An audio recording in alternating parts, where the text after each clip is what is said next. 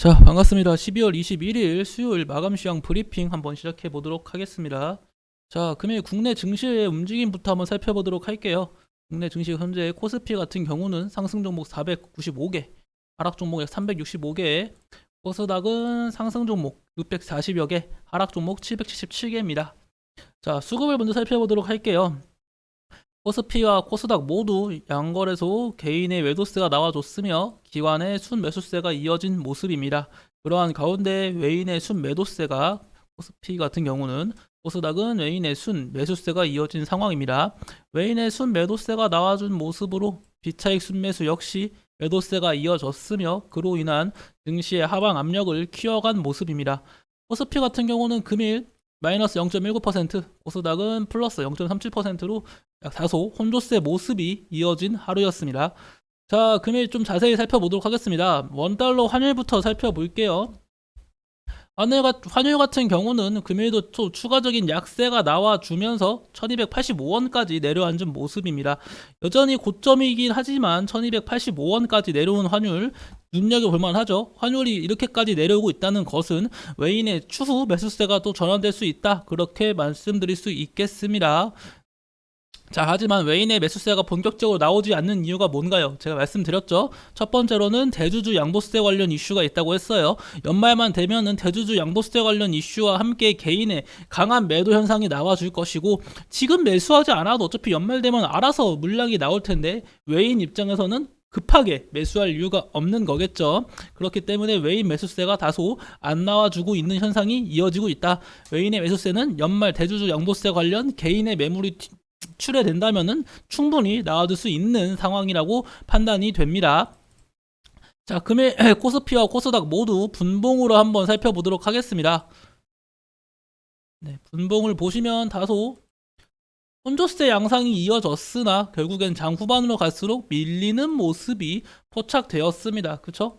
아무래도 현재 국내 증시에 상승 모멘텀 자체가 없기 때문에 이렇게 좀 다소 움직임이 제한적이고 상승세가 다소 나오기 힘든 시장이 이어지고 있다, 그렇게 말씀드릴 수 있겠습니다.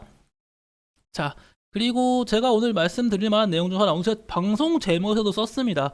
상승 모멘텀 자체가 현재 부진한 가운데 국내 시장 어떻게 해결을 해야 되나요? 라고 물어보신다면은 제가 하나 답변을 해드릴게요. 일단 최근 국내 증시의 상승세가 나온 종목 보면은 거의 다 바이오 관련주들이에요. 그쵸? 금일도 그렇고 최근 바이오 관련주들의 강세가 이어지고 있던 상황입니다. 그뿐만 아니라 무상증자 이슈를 달고 있는 이런 스튜디오 산타클로스 보이시죠? 장 후반 다시금 상한가가 갈 것처럼 강세가 나와주더니, 그쵸? 쭉 밀리는 모습이에요. 이런 무상증자 이슈 달고 있는 종목들은 항상 위험하다고 말씀드렸고, 금요일 시간의 거래에서도 또 추가적으로 7%에 가까운 약세가 나와주고 있습니다. 이렇듯 변동성이 너무 크고 뚜렷한 상승세가 나올 만한 종목을 찾기가 힘든 시장입니다. 그쵸? 그렇다는 것은 어떻게 해야 되냐? 제가 말씀드리고 싶은 거는 매수 전략을 잘 짜야 돼요. 제가 오늘 하나 예를 들어 볼게요. 제가 오늘 유캔스탁 방송에서, 그러니까 방에서도 말씀을 드린 내용 중 하나인데, 이거는 좀 후반 가면 또 한번 얘기해 드릴 텐데, 오늘 비대면 진료 관련 이슈가 나왔습니다. 비대면 진료가 곧 원격 진료거든요. 원격 의료 관련 얘기가 나왔었는데, 그 이슈를 달고 뭐 인피니티 헬스케어, 소프트센, 비트컴퓨터와 같은 이 원격 의료 관련주가 강세가 나와줬습니다. 특히 인피니티 헬스케어 같은 경우는 강세가 나와주고 한번 눌리고 다시 강세가 나왔어요. 자, 이런 차트, 원래 상한가 차트를 보시면 보통 지속적으로 이렇게 우상향해서 이렇게 가는 경우가 있고, 물론 중간중간에 이렇게 움직이긴 하겠지만요, 이와 같이 강세가 나와주고 꺾이고 한 번 더 강세가 나와주는 종목은 보통 지속적으로 강세가 나와주기 마련이에요. 이 종목은 죽일 생각이 없구나, 계속해서 강세가 나와주겠구나, 그렇게 판단될 수 있거든요. 하지만 쭉 밀려버렸죠. 확실히 요즘 시장은 너무 어려워요. 예측도 어렵고, 또 원격 의료 관련주 같은 경우는 코로나19 관련주도 묶였던 만큼 과거 상승세가 다소 제한적일 수 있다, 제가 말씀을 드렸습니다. 이미 대시세가 나온 종목이라고 강요를 드린 것처럼요. 그러다 보니 지금 같은 시장에는 이슈 따라 매수하기도 너무 어렵고요. 원래 이슈 따라 매수하면 안 되긴 하지만, 그쵸? 리튬 관련주 같은 거 이런 거 급등 나온 종목 따라서 매수하시기도 너무 위험하잖아요. 이런 거 갭상승이 14%나 올라간 종목을 어떻게 매수하겠습니까? 그쵸? 그렇고 또 개별주 위주로 매수하기도 무섭고, 요즘 시장은 무서운 시장이에요. 그쵸? 어떤 종목이 또 강세가 나와줄지도 모르겠고, 강세가 나와준다고 해도 연속성을 가질지도 의문인 현재 시장입니다. 이러한 시장이 이어지는 가운데 결국은 무엇을 봐야 되냐? 우리는 수급을 봐야 돼요. 그쵸? 우리는 수급을 보면서 앞으로의 대응을 한번 짜봐야 됩니다. 수급. 무조건 외인과 기관의 매수세. 둘 다 들어오는 게 가장 좋고요. 수급과 재료. 이 두 개를 보면서 급등 종목이 아닌, 이 종목은 그래도 연속성을 가질 수 있을 것 같아. 이 종목은 연속성을 가지지 못할 것 같아. 그런 연속성을 구별할 능력이 필요합니다. 능력이. 그러한 능력은 저와 함께 하거나 아니면 지속적으로 시장을 오랫동안 지켜보시면 알 수 있어요. 이 종목이 연속성을 가질 만한 이슈인가, 이 이슈가 연속성을 가질 수 없는 이슈인가, 그런 식으로 판단을 내린 다음에 수급이 긍정적이고 차트가 괜찮은 종목이 있다면 매수 타점을 잡아서 매수를 한번 진행해 보는 것이 현재 시장에서는 살 수 있는 방법이고, 그것도 힘들다. 나는 뭐 수급도 뭘 줄 모르고 뭐 그냥 아무렇게나 하고 잘 모르겠습니다. 막 이렇게 얘기를 하신다면은 제가 드릴 수 있는 마지막 방법은 실적이 괜찮은 종목으로 분할 매수 관점으로 좀 오래 끌고 가세요. 지금 시장이 안 좋다 보니까 실적이 좋아서 가야 되는 종목이 있는데 못 가는 종목들이 많단 말이에요. 그렇다는 것은 실적이 좋은 종목 위주로 좀 오래 끌고 가라. 분할 매수 관점으로 이 부분에서 한번 사고, 이 부분에서 한번 사고, 이런 부분에서 한번 사고, 이런 식으로 차근차근 모아가시는 것이 지금 시장에서는 상승 모멘텀이 부재한 현재 시장에서는 또 다른 살아날 수 있는 방법이라고 생각합니다. 이렇게 좀 두 가지 방법 알려드렸고, 절대 급등 종목, 뉴스 보고 급등 종목 따라 사지 마세요. 리스크가 상당히 큰 시장입니다. 그러기에는 본인만의 매수 전략을 짜가지고 분할 매수 관점으로 들어가 봐라. 제가 격려드리고 싶은 말은 그거의 전부입니다. 자, 그래서 금일 시장 어떠한 이슈가 있었는지 한번 체크해 보도록 하겠습니다. 하나씩 어떤 일이 있었냐 하면은, 자, 첫 번째, 원료 80% 중국 의존 관기약 공급망이 비상이다. 이런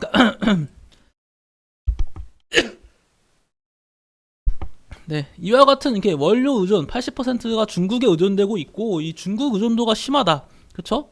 국내 생산 원료를 또 중국에 등록한 기업이 하나제약. 오늘 강세가 나와줬죠. 하나제약이 그래서 강세가 나와준 이유 중 하나입니다. 뭐 하나제약, 근데 금일 보시다시피 거래 대금이 엄청나게 많이 들어왔습니다. 금일만 지금 300억이 넘는 거래 대금이 들어오면서 강세가 나와줬거든요. 하지만 확실히 이런 이슈에 따른 매수세다 보니 개인 투자자의 강한 매수세가 이어졌어요. 이러한 종목이 연속성을 가질지는 의문이고, 보통 상승 추세가 좀 이어지려면 다음날 도지 캔들이 나오면서 거래 대금이 좀 많이 약화돼 있어야 돼요. 거래 대금이 죽고 도지 캔들이 나와주면은 추가적인 강세가 나와줄 수는 있어도, 일단 금일 너무 강력한 거래 대금이 들어왔다. 이 거래 대금의 이탈이 어떻게 빠질지 한번 지켜보도록 하겠습니다. 그리고 정부 2026년까지 한전 적자를 해소하겠다, 전기료 계속 올리겠다, 이런 방안이 나와주고 있어요. 자, 지속적으로 전기료 관련 인상, 전기료 인상 얘기가 나와주고 있으면 당연히 전기 관련주가 강세가 나와줄 수 있죠. 대표적으로 한국전력이 금일 2%가 넘는 강세가 나와줬습니다. 한국전력을 포함한 이제 원전 관련주도 강세가 나와줄 수가 있고, 전선 관련주 역시 강세가 나와줄 수 있는 테마다. 전력 한번 눈여겨보세요. 이 전기 관련 이슈 나와준다고 하니까요. 저는 이 현대 일렉트릭 같은 종목, 진짜 많이 올랐는데요. 현대 일렉트릭이 진짜 많이 올랐네요. 제가 2만원대 초반에 매수했던 것 같은데 벌써 44,000원까지. 와, 일단 그래서 이렇게 전기 관련 이슈도 있다, 이렇게 말씀을 드릴 수 있겠고, 자, 그리고 대우건설 컨소시엄 3.8조 규모의 GTX-B 민자 구간 단독 입찰. GTX-B 구간이 있죠. GTX가 되게 많아요. 뭐 A 구간, 뭐 B 구간, C 구간 다양하게 있거든요. 뭐 B 구간이라고 해봤자 이 인천에서 여기 여의도, 인천에서 여의도를 잇는 GTX 구간이거든요. 한번 체크해 보세요. 이런 GTX 관련 이슈가 있다. GTX 관련 주로는 대표적으로 도화 엔지니어링이 있죠. 이건 제가 좀 상당히 도화 네. 도화 엔지니어링이라는 종목이 아시다시피 그 GTX 관련주입니다. 이 도화 엔지니어링은 제가 강조드렸던 것처럼 우크라이나 재건 관련주로도 묶이는 종목이라 말씀을 드렸잖아요. 우크라이나 재건 관련주로도 묶이고 GTX 관련주도 묶이고 다양한 사업을 하고 있습니다. 제가 강조드렸던 내용 중 하나가 우크라이나 재건 관련주는 현재로서는 단순 기대감일 뿐이다. 대북주와 다름이 없을 정도로 단순 기대감으로 상승세가 나와주는 종목들이다. 그렇게 강조를 드렸고, 그에 따른 도화 엔지니어링 같은 종목은 GTX와 같은 다양한 상승 모멘텀이 존재한다. 그렇죠? 그렇기 때문에 그 우크라이나 재건 관련주를 매수하실 때는 좀 다양한 테마를 보유하는 것이 좀 더 유리할 수 있다라고 분명 강조드렸고 말씀드렸습니다. 그래서 우크라이나 재건 관련주도 웃기는데 이 종목은 GTX 관련주다. 이렇게 말씀을 드릴 수 있겠고요. 성신양의 적대적 M&A 방어 본격화될까? 주총, 그쵸? 이와 같은 현재 지분 주총 싸움, 그쵸? 경영권 분쟁, 이런 이슈가 나와주면은 주가에는 긍정적이에요. 성신양해가 물론 좀 빠진 모습이 나왔으나 이런 식으로 경영권 분쟁 이슈가 나와주면은 주가에는 긍정적이다. 왜 긍정적이냐? A라는 사람이 있고 B라는 사람이 있습니다. 예를 들어 볼게요. A랑 B가 있다. 근데 A랑 B가 경영권 분쟁을 하고 있습니다. 근데 A는 보유한 지분이 막 10% 정도고 B는 보유한 지분이 막 8%라 예를 칩시다. 그러면은 B가 보유한 지분이 적으니까 어떻게든 더 많은 주식수를 얻어야 하잖아요. 그러니까 빠르게 매수하고 싶어요. 그러니까 원래였으면 뭐 밑에 깔아놓고 그런 거 없이 시장가로 긁어버리는 경우가 많습니다. 주가의 상승세가 나와주려면 매수하려는 사람이 많아야지 상승세가 나오잖아요.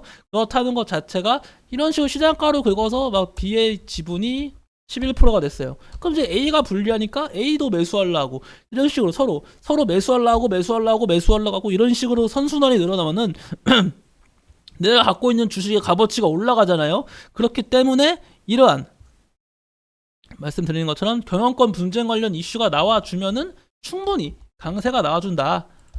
네. 긍정적인 이슈다. 그렇게 말씀드릴 수 있겠고요.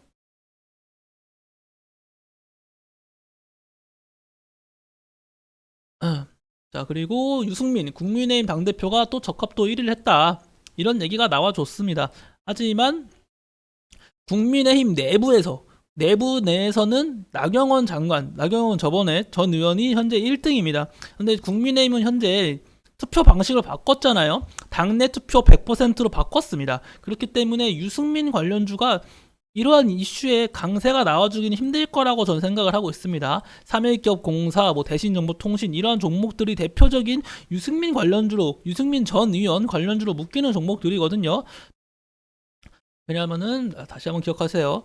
국민의힘 당대표 투표는 당원 100% 선출이 된다. 그렇기 때문에 이런 식으로 강세가 나오더라도 제한적일 거예요.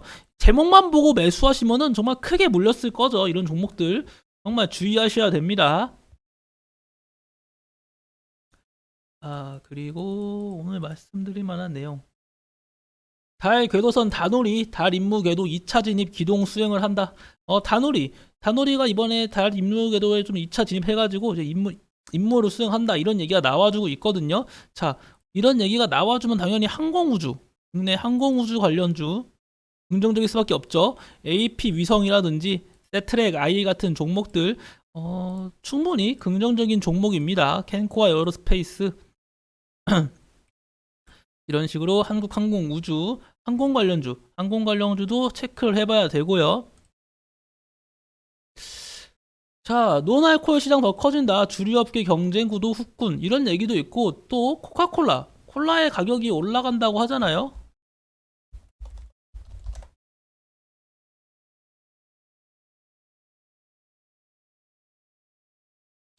한 캔에 2,000원, 코카콜라도 가격이 오르고 있다. 이런 주류 관련 얘기가 나와주면 보통 강세가 나와주는 건 롯데칠성입니다.